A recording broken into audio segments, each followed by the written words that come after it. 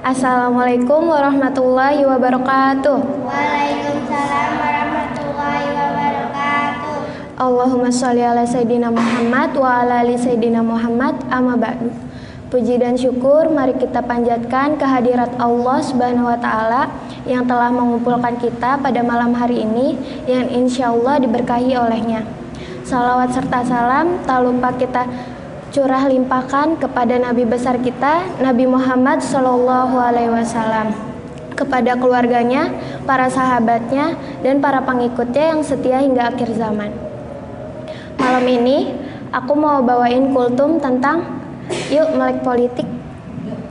Yuk. Kenapa sih aku bawain kultum ini? Ya, karena coba deh kita lihat negeri kita saat ini. Hancur kan? Hancur gak? Kenapa aku bilang hancur? Nih, khususnya saat ini. Coba aku tanya, hukum yang kita pakai di negeri ini hukum buatan siapa sih? Manusia. Nah, hukum manusia itu bisa diubah, bisa diganti, bisa ditambah, dikurang seenaknya. Coba kita lihat hukum sekarang. Tumpul ke atas dan tajam ke bawah, kayak pisau ya. Nah, coba kita lihat sekarang, pandemi sekarang, bahkan dana bansos saja dikorupsiin kan. Kalian tahu nggak sih, koruptor itu tuh cuma di penjara. Emang ngapain sih dia, diapain? Tidur. Seakan-akan di rumah, di hotel, ya kan? Uangnya kembali gak? Uang-uang yang dia korupsiin? Enggak. Sedangkan maling-maling yang misalkan dia nyuri susu di Alfa gitu, nyebut merek, nyuri susu di Alfamart gitu, itu sampai dihakimi, sampai dipukulin, sampai benar-benar dihakimi gitu. Padahal kenapa nggak kita tanya dulu, kenapa dia mencuri susu? Oh, ternyata dia buat anaknya gitu. Anaknya nggak bisa nyusu karena nggak punya uang. Coba, itu kan malah di penjara, diapain? Di penjara, udah mah di penjara, anaknya siapa yang ngurus kalau gitu? Kalau dia nggak punya saudara gimana? Sedangkan para koruptor yang tiap bulan gajinya udah pasti, kehidupannya udah tercukupi, tapi dia masih apa? Nilep duit rakyat, nilep uang rakyat gitu. Kenapa? Mereka tuh nggak punya rasa puas akan dunia gitu. Apalagi hukumnya itu mereka buat sendiri gitu, tanpa ada apa ya? Ya, hukum yang dibuat oleh manusia yang emang manusia bisa adil, bisa 100% adil? Kan enggak, yang cuma bisa adil siapa? Allah. Nah, makanya apalagi sistem yang kita pakai sistem apa? Demokrasi, kapitalis. Coba sistem kapitalis gimana? Mencari keuntungan sebesar-besarnya, mengeluarkan modal yang sekecil-kecilnya. Coba di situ punya rasa manusiawi gak? Di saat kita mau menolong orang lain, kita lihat dulu di situ. Di situ ada untungnya nggak ya?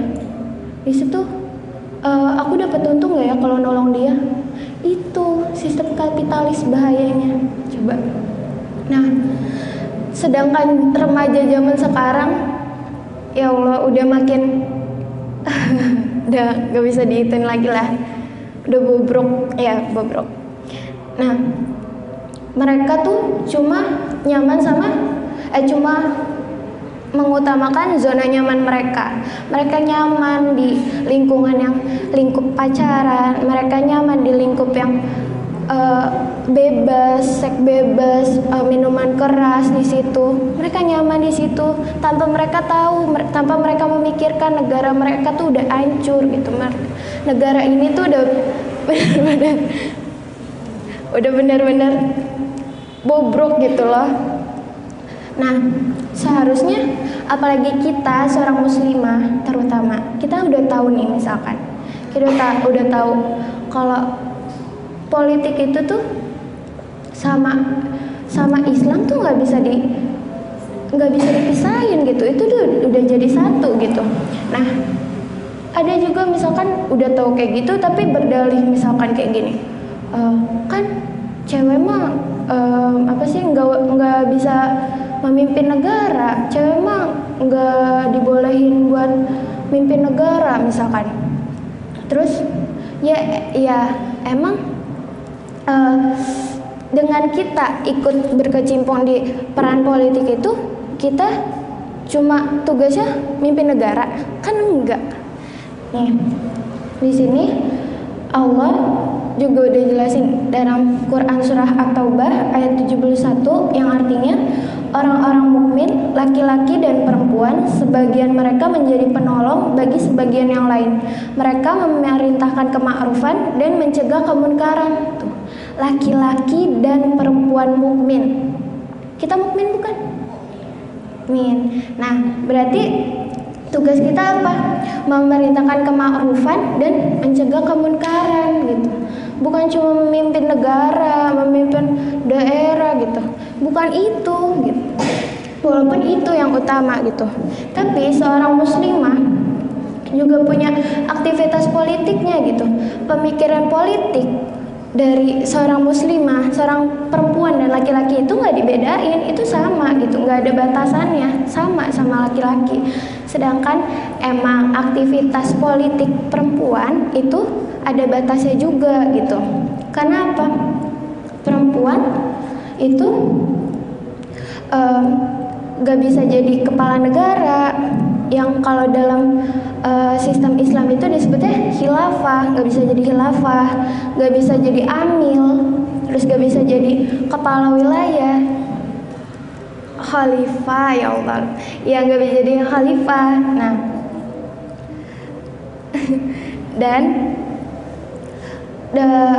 dan Rasulullah juga bersabda dalam sebuah hadis yang diriwayatkan oleh Abi Bakrah, tidak akan pernah menang suatu kaum yang menyerahkan urusan kekuasaannya kepada perempuan. Hadis riwayat Bukhari.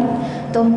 Tapi bukan berarti seorang muslimah tuh perannya cuma ngurusin rumah, ngurusin anak. Emang ngurusin rumah, ngurusin anak gak pakai strategi? Emang ngurusin rumah, ngurusin anak tuh cuma ngajarin anak misalkan cara makan, cara minum gitu, cara ngomong, cuma sebatas itu? Kan enggak. Nah, itu juga butuh strategi, bener. Nah, peran kita sebagai seorang muslimah, sebagai seorang perempuan, iya emang kita dibatasi dalam aktivitas politik. Tapi kita malah memberi peran yang besar bagi ibaratnya kita tuh peran utama. Karena apa? Kita yang bakal melahirkan generasi-generasi yang berkualitas prima gitu. Nah, maksudnya di sini apa?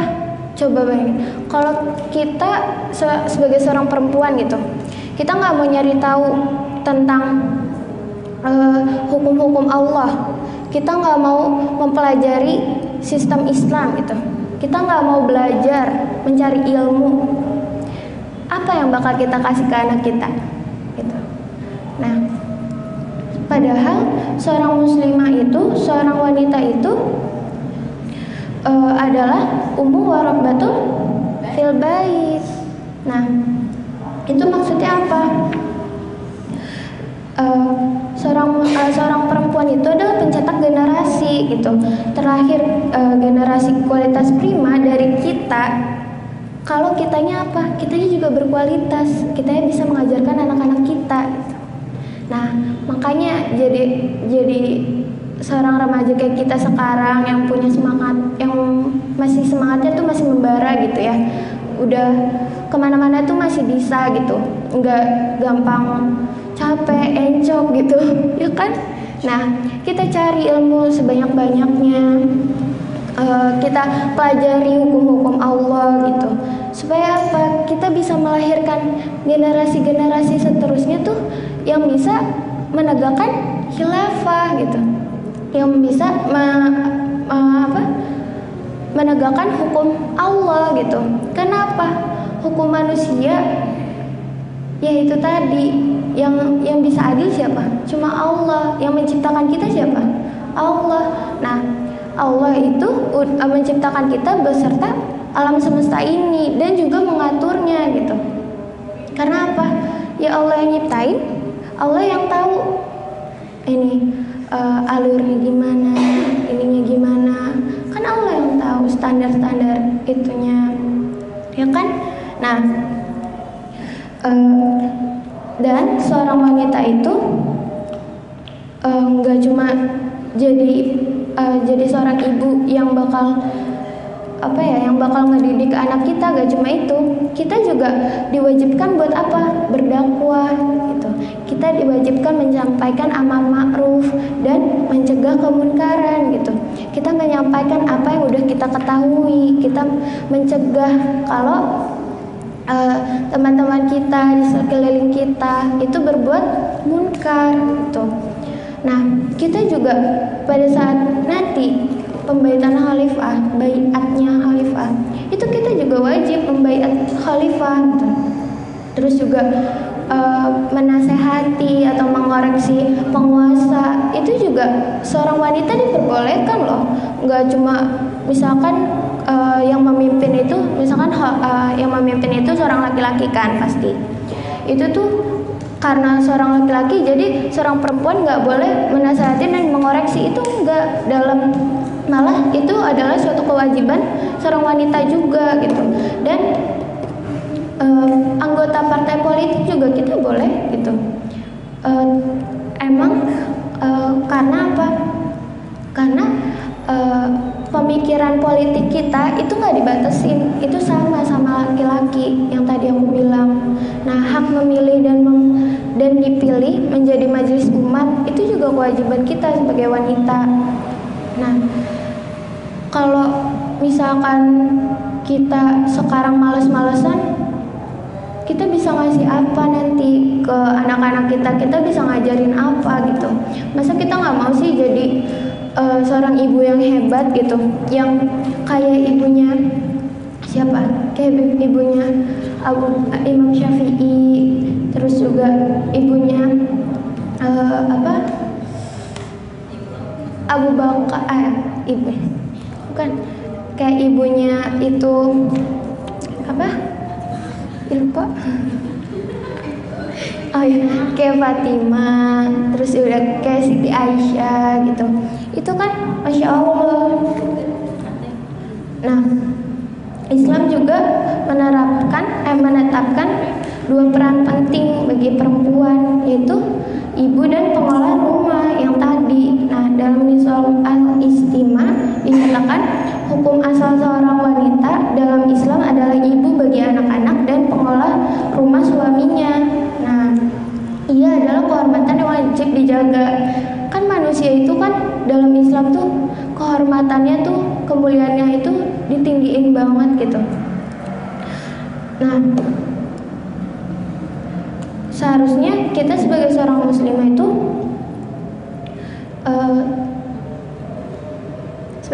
seharusnya kita sebagai seorang muslimah itu apalagi kita masih muda kayak sekarang kan, kita cari ilmu sebanyak-banyaknya, semangat buat sama-sama menegakkan khilafah, menegakkan hukum Islam.